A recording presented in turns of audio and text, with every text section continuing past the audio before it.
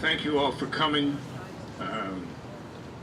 As Mia said, I spent a week at Standing Rock, and I often joke about my legal career, which is about 45 years now, that I have been lucky to be in the right place at the right time. The first morning that I was at the camp at Standing Rock, the main camp, was the military assault on the elders and their supporters. And what I saw can only be described as a war zone.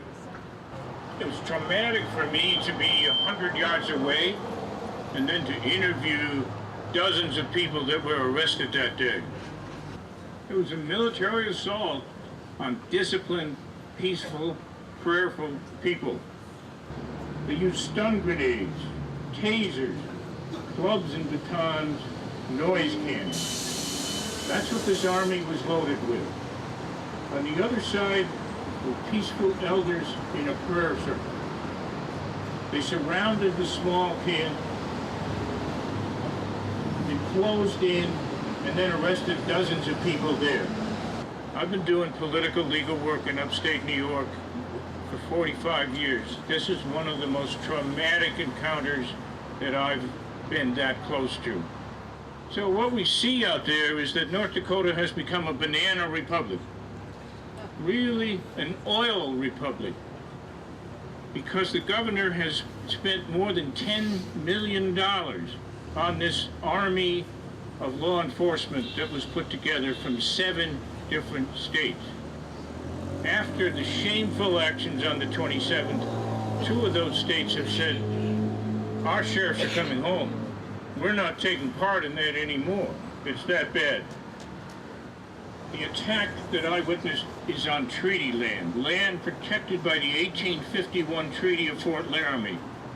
So this is just another broken treaty, another broken promise.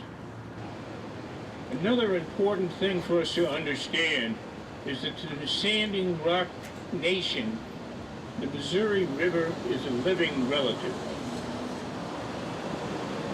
And they feel very deeply their duty to continue their indigenous stewardship of their relative. It is the lifeblood of their people. It is their only source of drinking water. It almost got worse after the arrests. They wrote numbers on people's arms. You all know what that reminds us of. And they herded the elders and their supporters into chain-link cages. I'm pretty sure there's a picture of those here. They knew they would be arresting more people than they had cells to hold. And so in the basement of the sheriff's department, on a concrete floor with no windows, no facilities, they set up these about 10 by 10 chain-link cages and herded people into them and kept them there for hours. There's also psychological warfare going on, jamming the phones. The planes and the helicopters go over all night so that people can't sleep.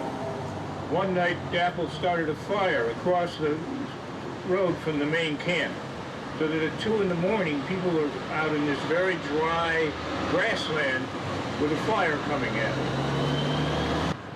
This is shameful. And it's being done in our names because we are half of those treaties. So there is some good news today. The Army Corps issued a statement saying that they were not issuing the easement that's necessary to go under the Missouri River. And the fact that 200 demonstrations like this were planned today, aimed at the Army Corps, you did that. Because politics is the way we stop these things. That's what we learned in fracking. And so we have to keep doing this. And I'll get back to what we have to do after the last week's event. Our job to protect the waters just got a lot harder. But when it gets tough, that's when we get together. And we keep coming out like this. and forming more alliances with the people that will be victims of this regime that's about to come in. And keep coming out and keep fighting to protect the waters and Mother Earth.